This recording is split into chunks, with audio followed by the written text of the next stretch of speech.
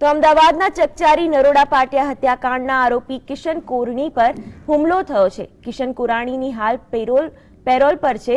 કોર્ટે તેમની આંખની સારવાર માટે પેરોલ મંજૂર કર્યા હતા। કિશન કોરાણી આંખની સારવાર અર્થે હોસ્પિટલ જઈ રહ્યા હતા। તે દરમિયાન બીજુ બોડી નામના અન્ય એક આરોપીએ તેના પર ચાકુ વડે હુમલો કરી દીધો, જેના કારણે તેના ચહેરા પર ગંભીર ઈજાઓ થતા શહેરની ખાનગી હોસ્પિટલમાં ખસેડવામાં આવ્યા છે, જ્યાં તેમના પર સર્જરી કરવામાં આવી। પોલીસે આરોપી બીજુ બોડી સામે ગુનો નોંધી તપાસ હાથ ધરી છે।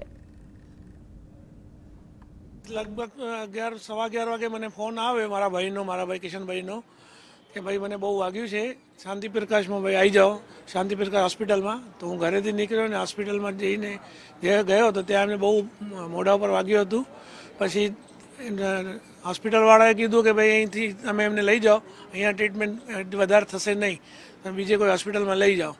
તો અમે પછી એમને રિક્ષામાં લઈને અપોલો હોસ્પિટલ લઈ આવ્યા। એમને મોઢા પર બહુ વાગ્યું હતું અને ભાઈએ કીધું કે મને ભાઈ બીજું બોડી ચાકુ માર્યું છે।